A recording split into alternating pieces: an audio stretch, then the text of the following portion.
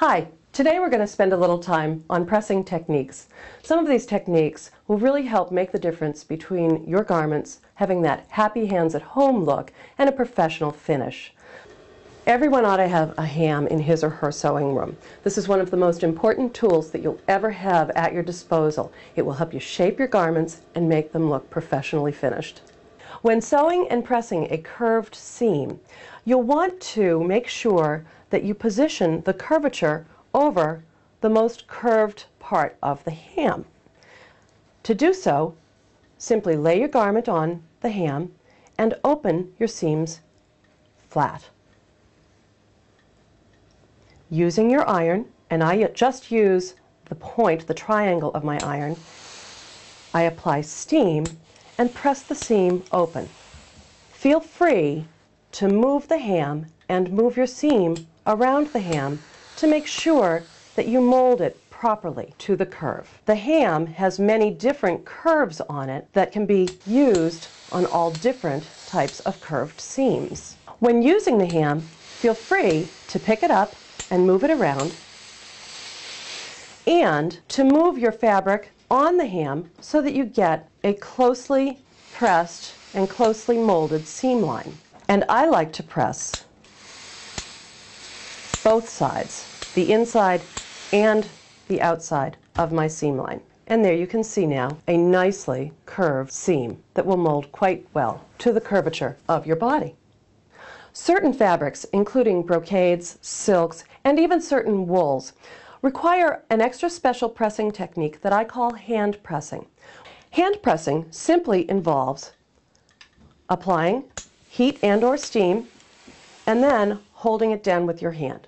However, certain fabrics, especially anything with a metallic or polyester in it, can get very, very hot.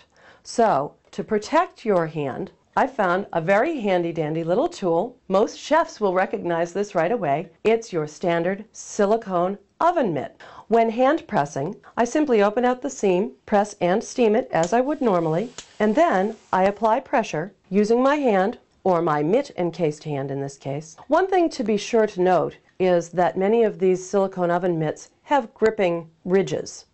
These ridges can also grip your fabric and can distort it. So I like to use the back of the mitt to get a nice clean press. I hold my hand on the seam until the fabric is cool to the touch. You can also use your silicone ironing mitt as a substitute for a ham, especially if you have a curve that you want more control. Position the fabric over your hand in the mitt and then apply heat and steam directly to it.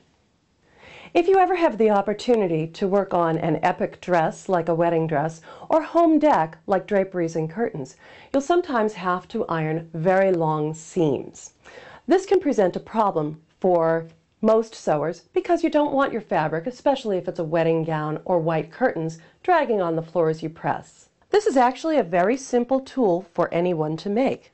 It's simply a cardboard bolt from the fabric store that I cover by rolling it with 3 layers of muslin, and then I simply hand sew to attach it. Using a technique that I learned from Threads a couple of years ago in the tips section, I hang my long piece of fabric on a hook from the ceiling. Then, using my homemade seam roll, I simply position it under the seam, and then, using the iron, I press the seam open. I can continue pressing up the entire length of the seam this way without having to disturb the fabric. When pressing napped fabrics like velvet, it's important to be very careful not to press the nap flat. If you press without any special pressing tools on your ironing board, the velvet's nap will crush.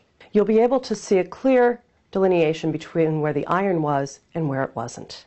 One of the solutions to this problem with napped fabrics is what's called a velvaboard, also sometimes called a needle board. This is simply a polyester fabric that has on one side napped, raised fabric into which the pile from the velvet can sink. Ironing without a velvaboard can produce marks on the right side of your fabric that are obvious to the entire world.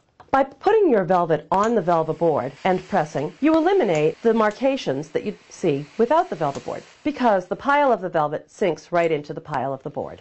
You can see the obvious differences between the side of the velvet that was ironed without a velvet board and the side of the velvet that was ironed with the velvet board. Now, if you don't have access to a velvet board, you can actually use just a plain terry cloth towel as well.